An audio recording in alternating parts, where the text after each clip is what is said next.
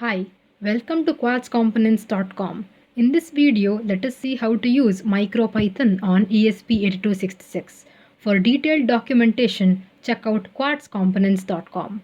To put MicroPython into ESP8266, one of the simplest way is by using Thorny IDE. The other main reason why Thorny is used in this tutorial to put MicroPython on ESP8266 is because when we upload the firmware to the ESP board, we don't need any other flashing tools. This makes the process of installing or updating the firmware very easy. After this is done, let us code using Thorny IDE to blink onboard LED using MicroPython. So first, let us see how to download and install Thorny. To download Thorny, go to thorny.org and a link to download will be right on the top. Click on the link to download that is correct for your system specification. The file will automatically download once you click on the link. Open the downloaded file and the installation process will automatically begin. The installation process will ask few standard questions. The installation process is simple and will only take a few seconds to finish up. After this is done, open Thorny. Thorny IDE will have top space to write the code and the top bar will have options to save the file, edit, view, run and help. In the bottom, interpreter called shell will show the output. Few options at the bottom right end of the screen are available. Using this, we can change the interpreter. How to put MicroPython on ESP8266. Click on the bottom right corner of the Thorny window. It shows a Python or other interpreter that would be selected by default.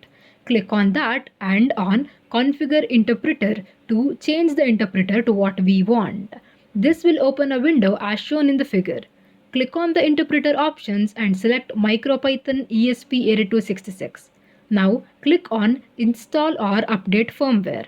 This opens another window where you will have to select a port and browse firmware file, that is .bin file, to install. Let us see how to do that first.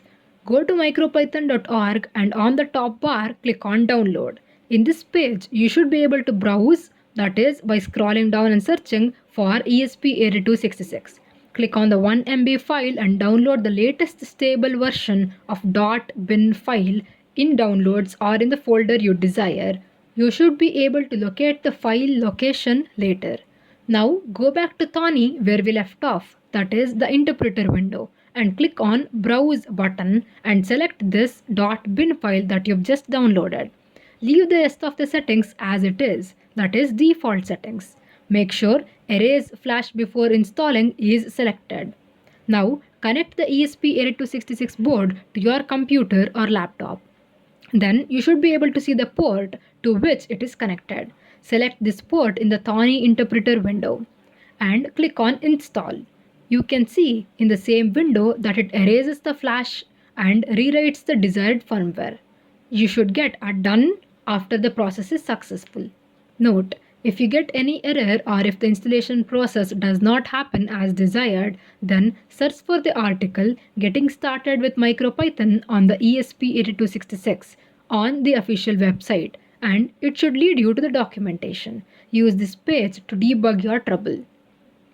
After successfully installing MicroPython on ESP8266, close the window and click on Stop red button on the top bar to restart Thorny.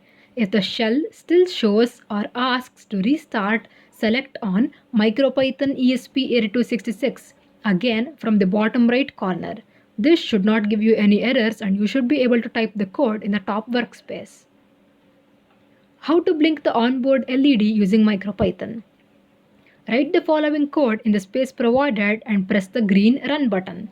This should tell the ESP8266 to blink the LED according to the code specification of delay. Code explanation. Import machine module helps to work with functions related to hardware.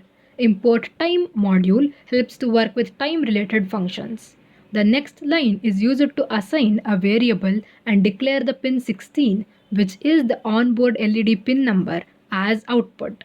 The while one function is always true case, so the next part of the code will run as long as the board is connected. The LED.on function will turn the LED on, and the time.sleep function will create a delay of half a second. Similarly, the LED.off function will turn off the LED again, and a delay of half a second is created. This completes the code part of simply blinking the LED. Conclusion. This is the beginning step to coding ESP8266 with MicroPython, and the process of installing MicroPython firmware on ESP8266 is explained in the simplest form with one of the easiest tools and process.